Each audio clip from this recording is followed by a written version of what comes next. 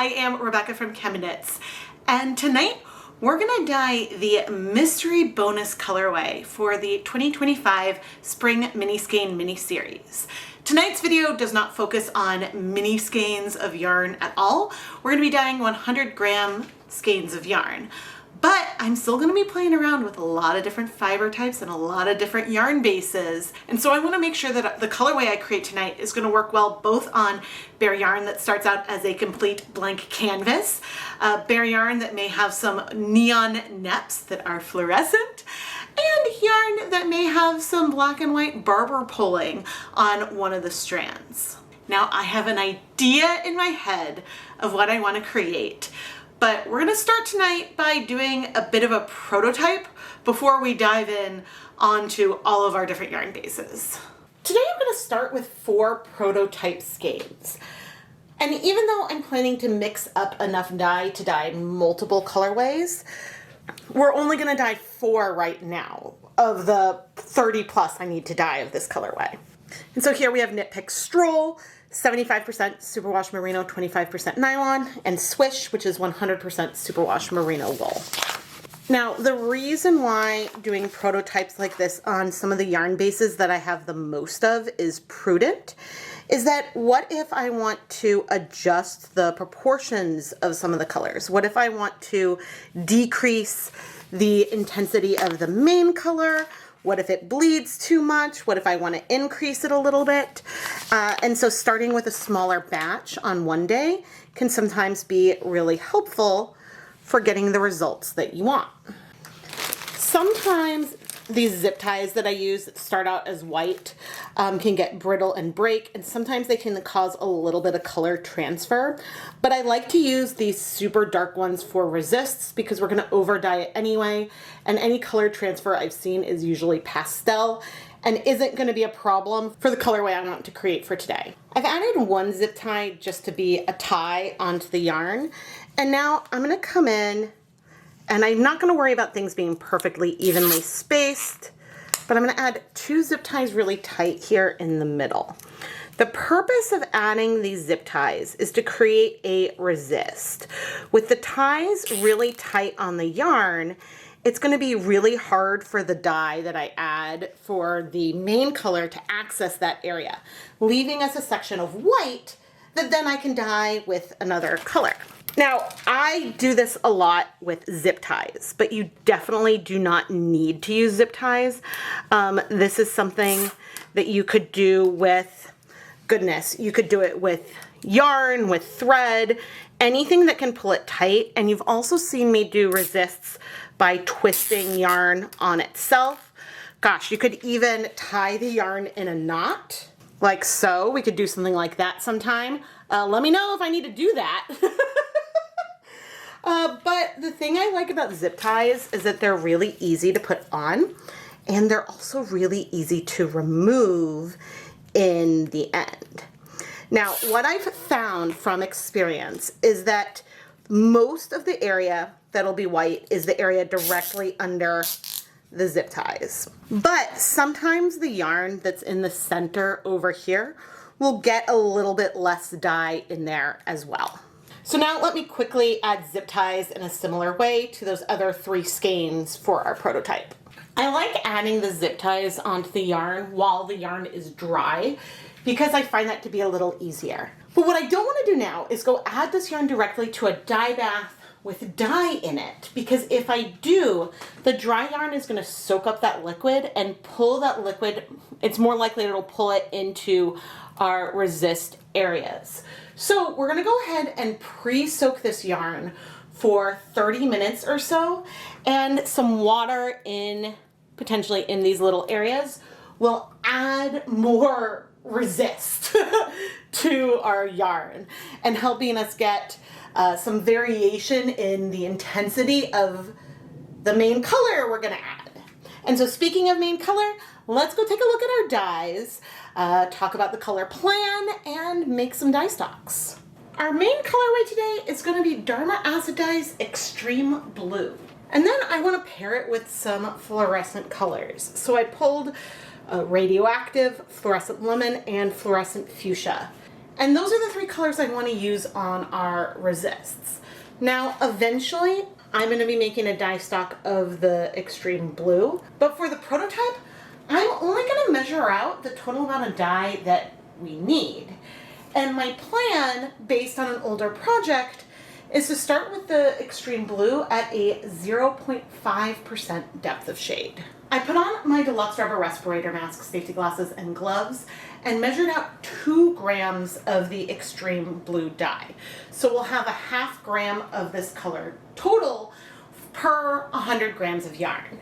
Now, granted, with the resists, the color on the more saturated sections of our yarn will be a hair darker, but hopefully this will be a level that will give us a nice, beautiful, bright blue backdrop without bleeding. That's the hope. And the reason why I'm not making a bigger stock of this right now is that if I made a liter of a 1% stock solution, that would only dye 20 skeins of yarn, and I need to dye more than that anyway. So just in case I need to adjust the proportion of the color, it might be easier to weigh out the dye for each batch individually, or making a dye stock. It depends on how well the extreme blue dye dissolves. For our 3 fluorescent colors, I measured out 1 gram of each color and then dissolved it in water, adding it to one of my tulip tie-dye bottles and filling that up. Those bottles fit approximately 130 milliliters of water. And so this is not a 1% stock solution. This is more like a 0.76% stock solution. But as long as you can measure out something consistently, easily, I know I can reproduce this stock. And so however we dilute these dyes further, as long as I can get there consistently, I should be able to have some consistency across all of the skeins that we're dyeing today. And I may decide to dilute these dyes further, which is why I'm not making a bigger dye stock. And honestly, I'm using these bottles because of convenience, and that is perfectly okay to do when needed. Now, since my plan is to use all 2 grams of this blue dye for our project today, I did not worry about the volume that I dissolved it into, which honestly is another perk about doing things this way. The one downside with resist dyeing is that the zip ties can splash a little bit, so that's always something to keep in mind. Now, the extreme blue dissolved really, really well, and just look how pigmented the 2 grams are. The one other thing that I want to tell myself is, editing Rebecca, I might need to replace my scale. It's something I've been thinking for a while, but I never remember. So, editing Rebecca, keep that in mind. All right. What I didn't say is that in this 4-inch deep, full-size catering steam pan, I started with 16 cups of water. And we're cold, and I'm gonna add 2, oh dear, 3,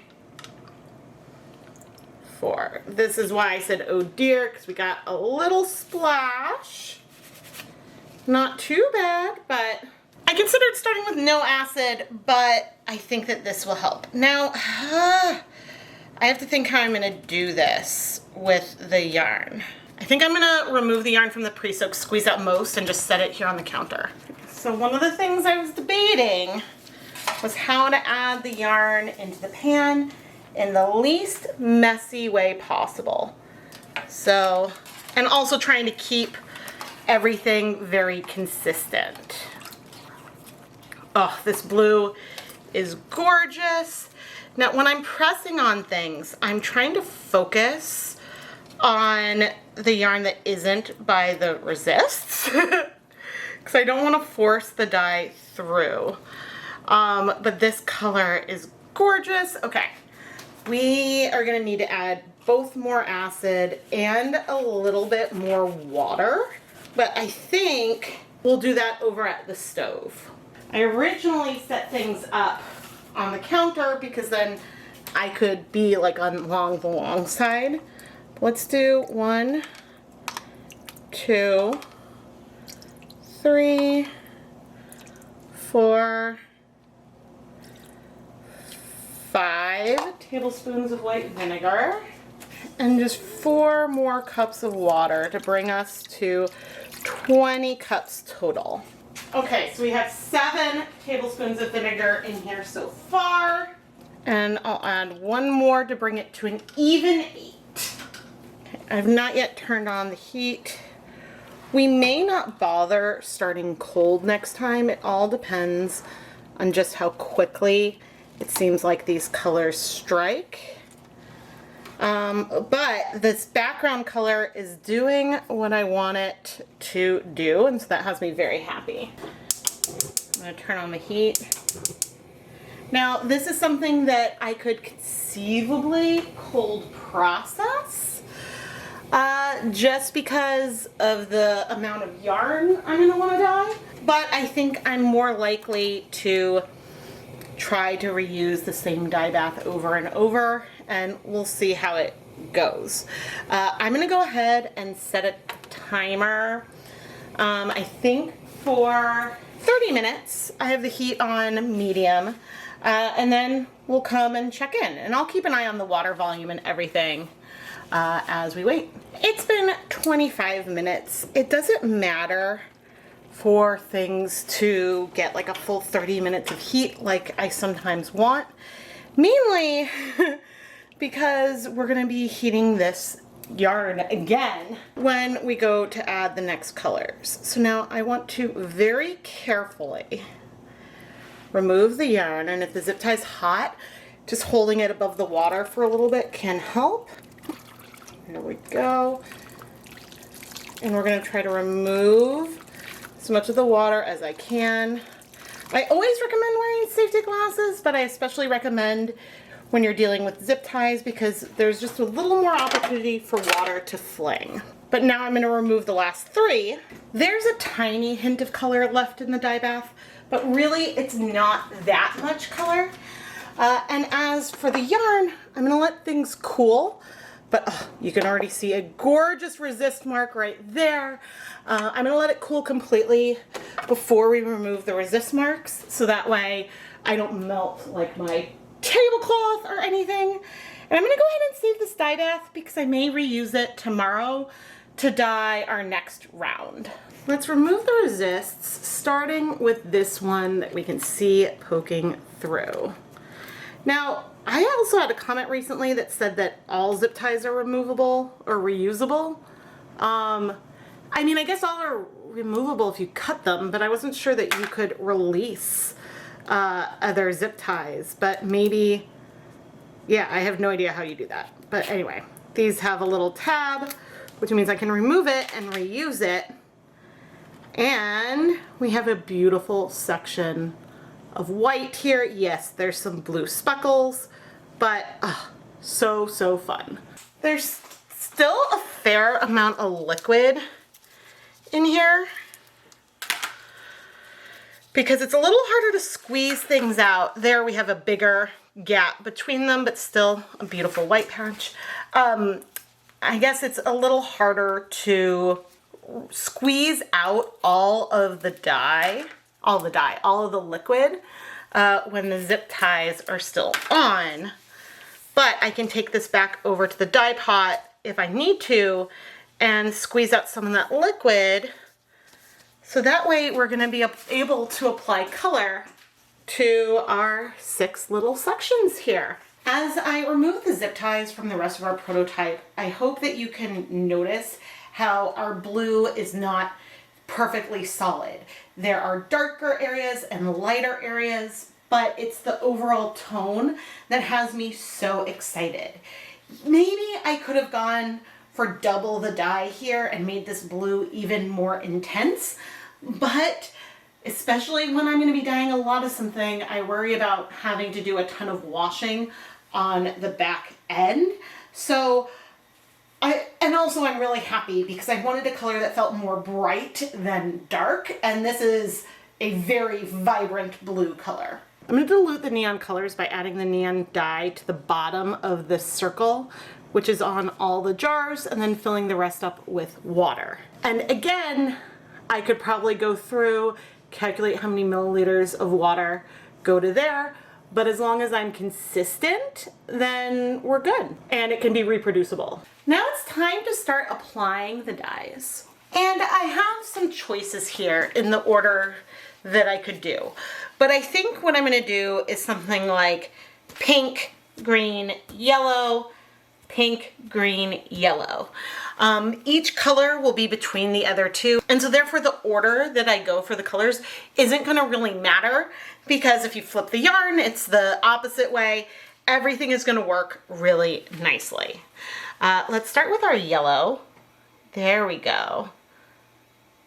There we go. I am very happy with this depth of color. Now, it is gonna bleed onto the other colors, and we're gonna see some color blend there, but that's part of the plan that I have here. If I wanted the color to not spread and bleed onto the blue, then I could do this potentially with some guar gum or some kind of thickener to prevent some of that spread. But part of the nature of the way that this project is going down means that we're gonna have some of that blend. And you can see that we have some really beautiful bright pops of color here, and I'm so glad I diluted these neon dyes. I think that if I had had them at the strength of those dye stocks that I had mixed, then they would have been insanely intense, and that's just not quite what I wanted.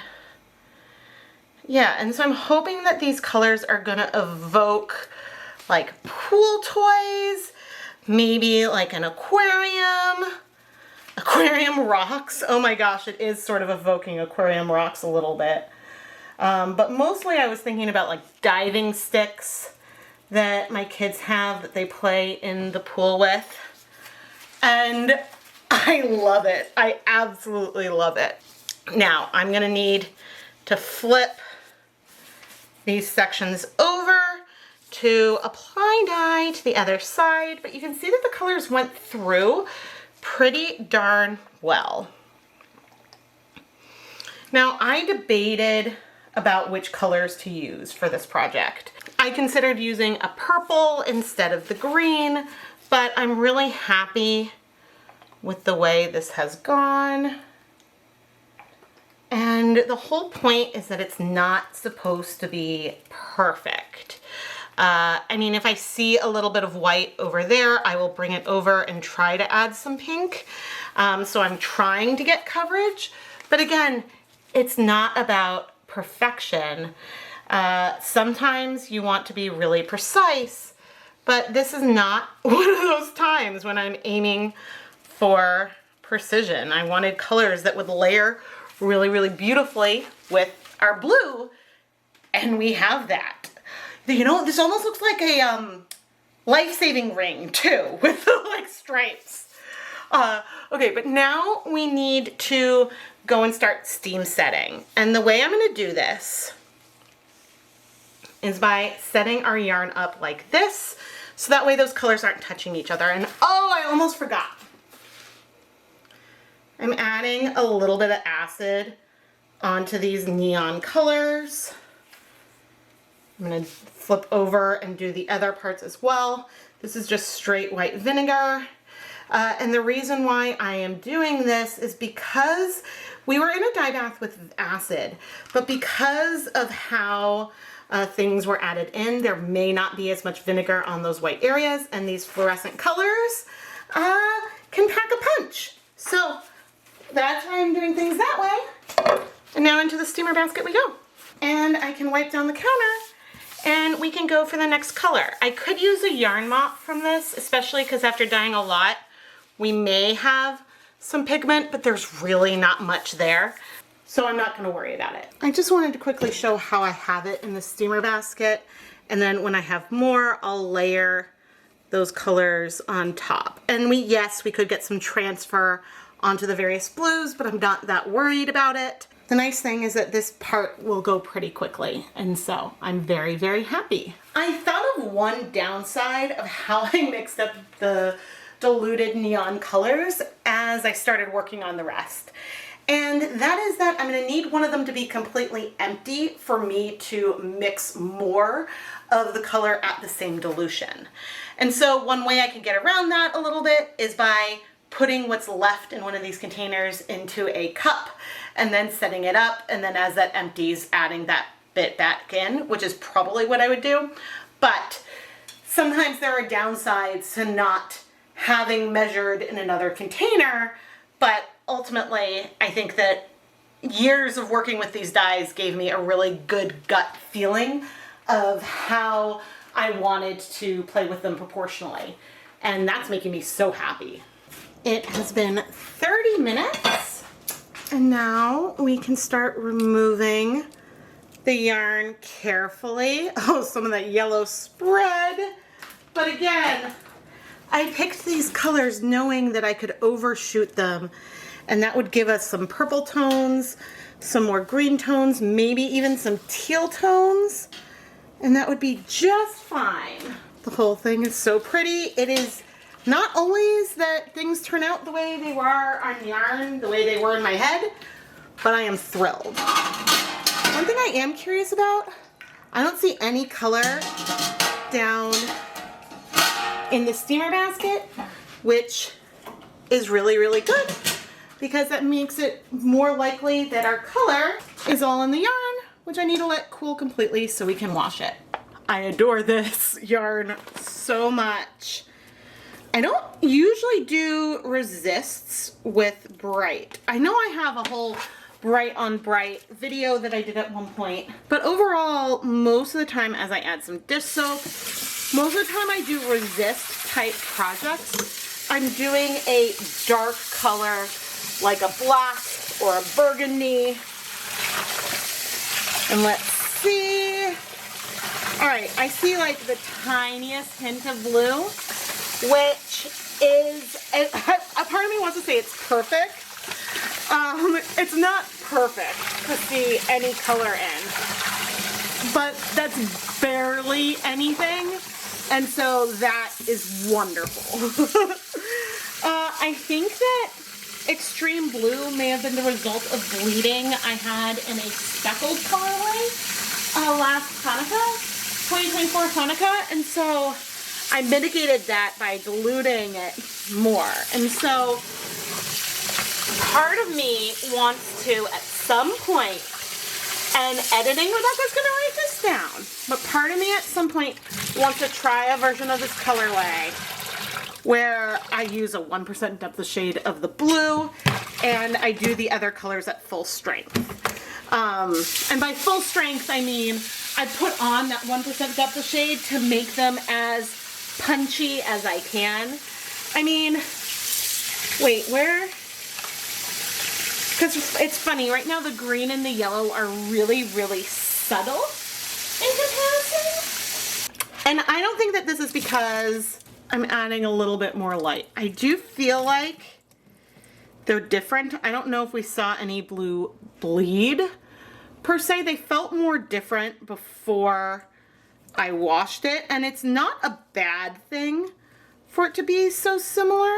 We'll see how it looks when it's dry. It's probably because both of them are surrounded by green notes and there's more contrast with that pink. Maybe I should have done yellow, orange, and pink instead of yellow, green, and pink, but I still don't think that it's bad, and I think that there is enough. It's subtle, but I think that it still works beautifully, and I love it. So anyway, I'm gonna put this through my spin dryer, hang it up to dry, and we'll take a look at it. Oh, and I have to dye like dozens more of this colorway too. I'm adding resists now for the next round of dyeing.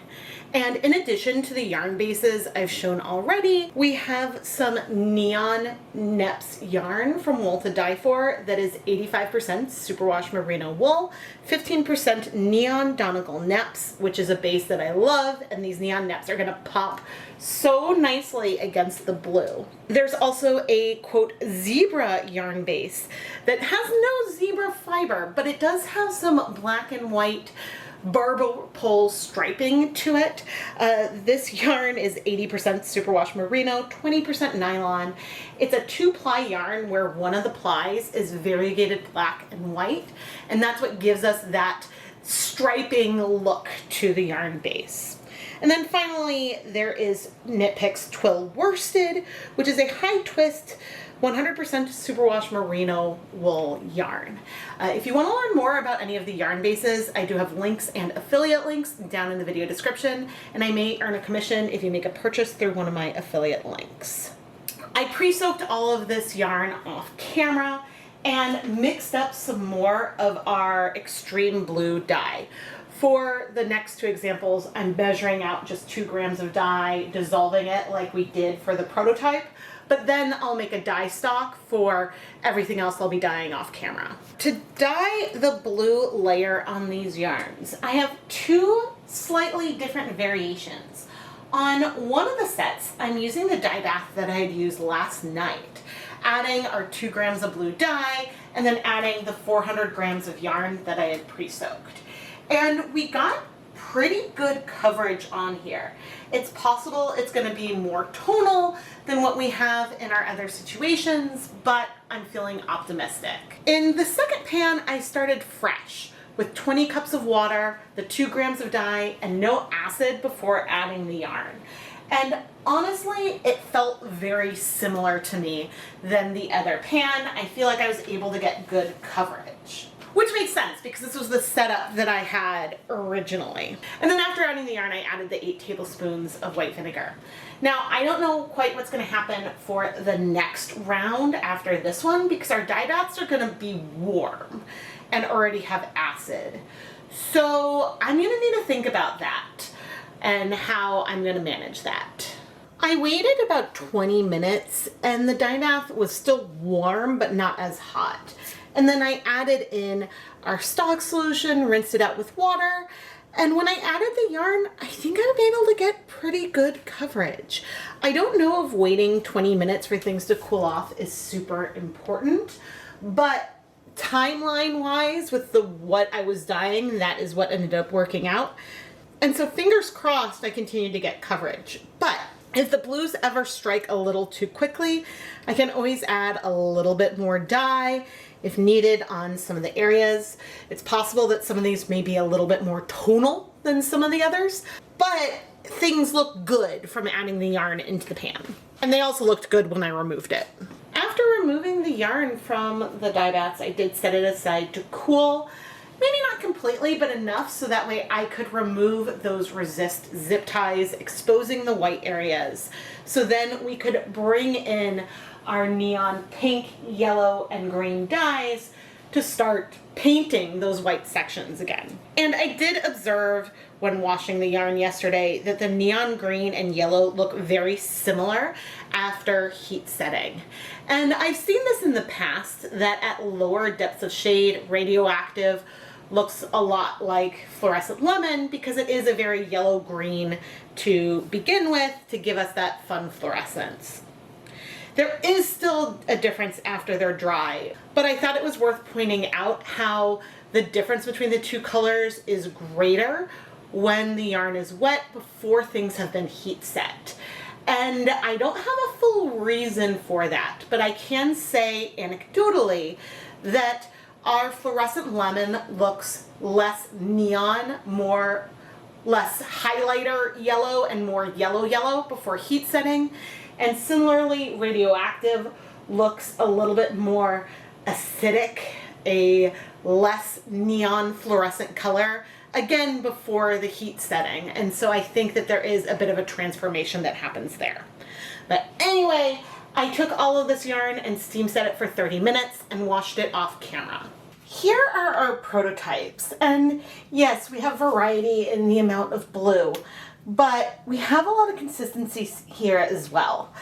The yellow and the green, though, are so similar. I mean, technically, you can tell a difference, right? We've got our fluorescent lemon here and our radioactive there. And over here, the reversed with our lemon and radioactive. There is a difference. It's just very subtle. I think the only change I would make is potentially to add a little bit more blue to the radioactive, just to make that difference a little more extreme.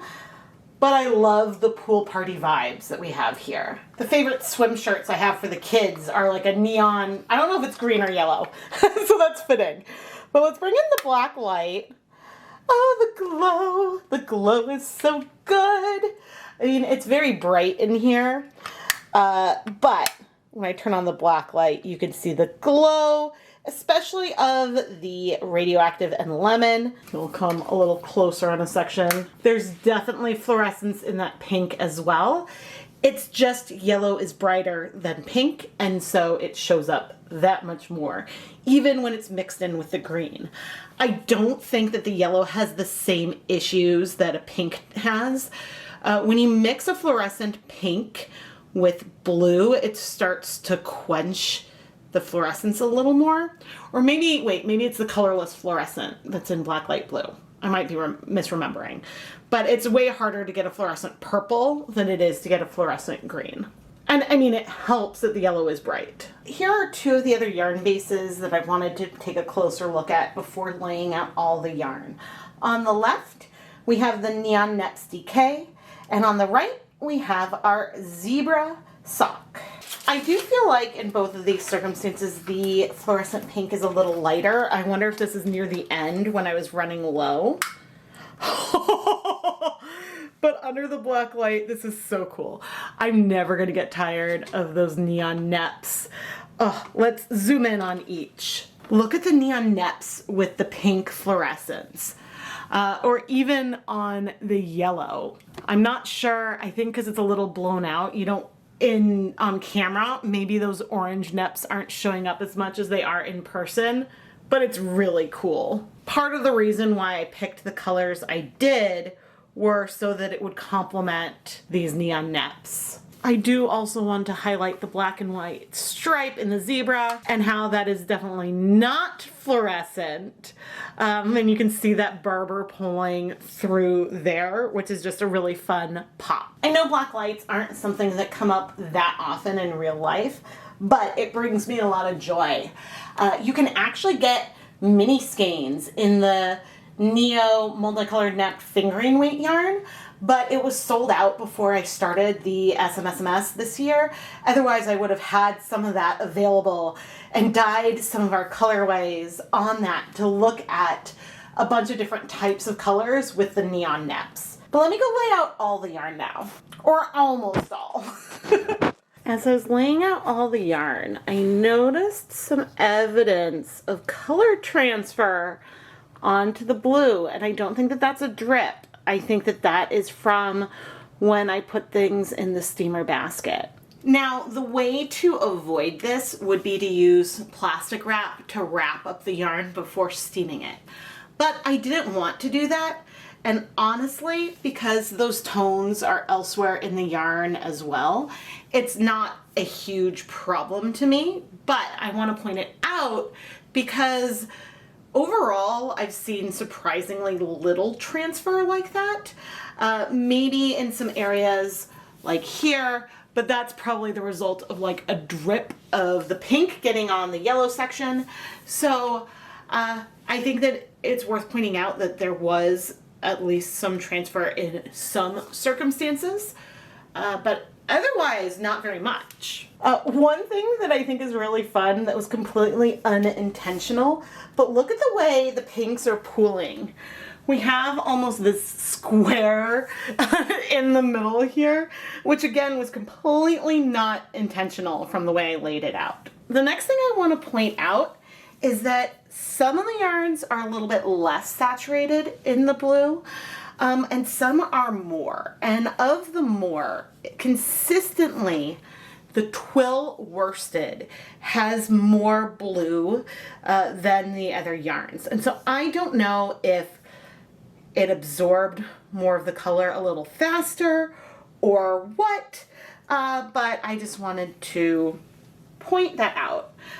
Because in theory, everything should have absorbed the same amount of pigment, but there were a few variables that were different from when we were doing that original resist layer, And on some of them, I did add a little bit more blue when I was doing the neon portions, if I felt like an area was super, super light. But doesn't this feel like a pool party? And I can't resist. We gotta bring out the black light, and you can see where those neon nips are now, which is really fun, because otherwise, like, they don't stand out a lot, but bam, with the black light they do. And I gotta zoom in a bit, because even with the black light high up, it's very, very visible. I just think that when I'm zoomed out, then maybe you don't see it quite as much.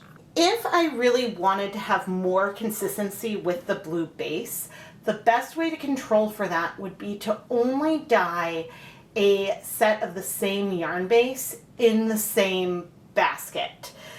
So not having any mixed batches with multiple yarn bases, because in theory, one yarn could absorb more dye than another when you have multiple in a pot. But another thing is that for consistency's sake, I could have measured out 2 grams of dye for each batch instead of making a dye stock like I did. Because when I had my liter dye stock and we used 5 200 milliliter sets of that, there was a little bit of dye left over, which means that somewhere there's a measuring error, because there should be exactly a liter of liquid. But this is something for me to think about more in the future. And I also may need to get a new scale, because sometimes I think it's behaving a little finicky, so it might not be as accurate as it once was. Not that that contributes to anything here today. I just need to keep saying I want to replace my scale, because then maybe Editing Rebecca will order a new one. And for the penultimate time, so fun. And there's a reason why I said it was the penultimate time, because I also wanted to zoom in for one last look at our yarn with the black light. Oh, makes me so happy. I have to say that even while editing this footage, I still get so excited when I turn on the black light. And I don't know if this goes back to my science days, where we could do some really cool experiments by attaching fluorescent proteins onto different features of interest. And then you can see them glow under a microscope, and that was always very exciting. So I don't know what it is, or if it's just that I love neon colors and blacklight stuff is fun, but it really just brings me joy to film and turn that little clamp light on that I have to share with all of you. Now, it's also fun to dye the same colorway on so many different types of yarn bases, because while a lot of them are extraordinarily similar, then we do have those differences, like especially with the zebra and the neon neps. But I think that this colorway works really, really well, and it doesn't really matter what yarn base it is. I think that we have something fun, lively, colorful in every example. And if you ordered one of these mystery skeins, I really hope you loved your yarn. Now, I do still have some more skeins of this colorway available in the ChemKnits Creations Etsy shop. I will have a link to the listing down in the video description. And if you are watching the premiere right now and are in the live chat, and you might be able to even see that live chat replay if you're watching this video on demand later on. I am Rebecca from ChemKnits. I love to play with color and yarn. I love to try new things with color, revisit techniques that I love, but play around with it with new colors in a slightly different way. Because each time I dye more yarn, I learn more and more, and I grow more and more.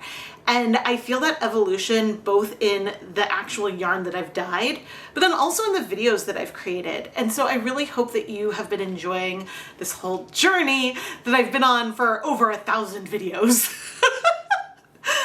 Please subscribe and turn on notifications so you don't miss a new video. I post at least twice a week, and sometimes more frequently.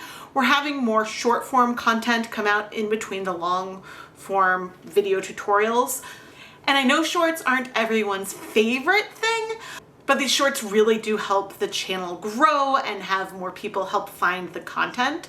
But I am committed to filming the longer 20 to 30 minute tutorials, slow vlogs of dyeing the yarn. It's just now, I guess, the way that content creation has gone, I will be posting more short form things as well. And if you found me from a short, welcome to the channel. The nice thing is that when I'm filming a big episode like this, I get a lot of content that I can use to then make shorts. So this is the last big official yarn dyeing video of the 2025 Spring Mini Skein mini series. But tomorrow night, there's the behind the scenes vlog where I'm going to talk a lot about the extras that went into the project, designing the colorways, even some behind the scenes on the editing process. And well, I haven't edited that yet, so who knows what else I talked about. I don't do vlogs like this very often, but when I'm working on these big special mystery series, I try really hard not to share spoilers. And so that desire to share spoilers and talk about what I'm working on, I put that energy into the vlog. And so I'm very excited for you to see that tomorrow night. And it will premiere here at 8:30 p.m. Eastern Time. Thank you so much for watching.